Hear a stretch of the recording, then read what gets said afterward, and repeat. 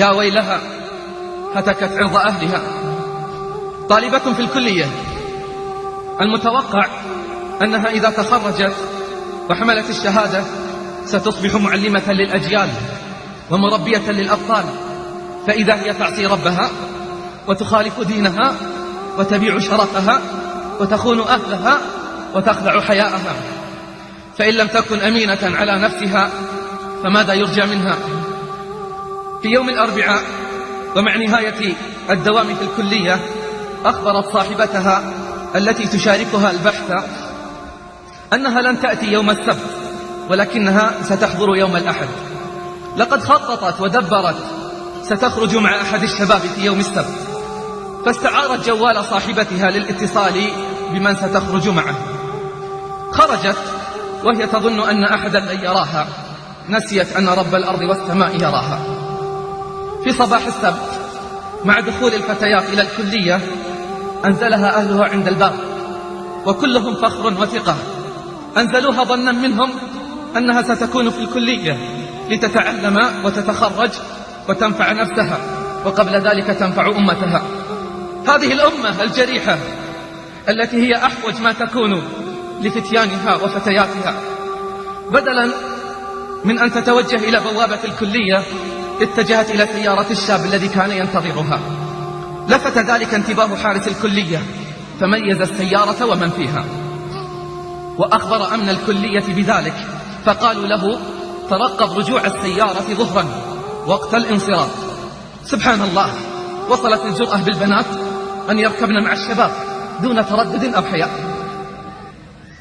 عند الظهر جاءت السيارة ووقفت إلى جانب الكلية تحت الأشجار، فاتجه الحارس الأمين إليها، ولما نزلت الفتاة من السيارة جاءهم الحارس وأمر صاحب السيارة بالوقوف، فهرب الجبان مخلفا ضحيته. فقال لها الحارس بعد أن أخذ رقم السيارة من أين أتيت؟ قالت أنا خرجت من الكلية.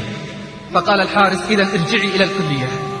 فرفضت، فلما رفضت أخذ الحارس منها شنطتها التي كانت بيدها لإجبارها على الدخول إلى الكلية، لكنها رفضت. فأخبر الحارس إدارة الكلية وسلمهم الشنطة. جاء شاب بعدها يطالب بحقيبة الفتاة، فأخذه الحارس إلى المكتب، ثم استدعى رجال الهيئة حماة الدين والأعراض، أسأل الله أن يحفظهم من كل سوء ومكروه. قبل قدومهم استأذن الجبان لإحضار جواله من السيارة. ذهب ولم يعد، لكن العين الساهرة الشرطة أتت به من رقم سيارته. في مساء ذلك اليوم اتصلت على صاحبتها بعد صلاة المغرب التي أخبرتها أنها لن تحضر في يوم الأربعاء. اتصلت عليها لتقول لها إني أريد مساعدتك في التستر علي، لأنني كنت في صباح ذلك اليوم من الصباح إلى الظهر مع أحد الشباب. فقالت الصاحبة سأساعدك، فمن ستر على مسلما ستر الله عليه في الدنيا والآخرة. تقول صاحبتها اضطررت أن أكذب من أجلها، بل حلفت على المصحف كاذبة. عجيب أمرهن، تستر على الباطل وتعاون على الإثم والعدوان. أما صاحبتها الثانية فشهدت كذبا وبهتانا وزورا بأنها رأتها يوم السبت في الكلية وهي لم ترها. لا إله إلا الله، هل يظنون أن الله غافل عما يعملون؟ أما هي فلقد ادعت أن حقيبتها سرقت، وأحضرت صويحباتها ليكذبن معها، بل وضعي تحت بل خطوط، بل جاءت بأمها لتقول إنها كانت في البيت ظهرا.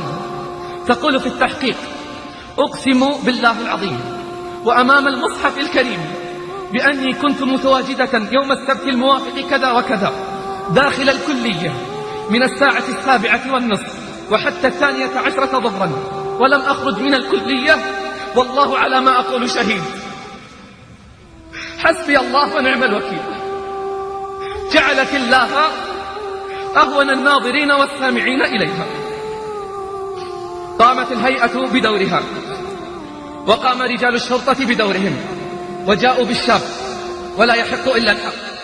أمام الأدلة والبراهين اعترف الشاب بخروجها معه، وتراجعت الصويحبات أمام الاعترافات، فخارت قواها وانكشف كذبها وعارها. وجه لها ولصويحباتها إنذارات وفصل من الكلية. فهل من المعقول أن يكن هؤلاء مربيات للأجيال وصانعات للأبطال؟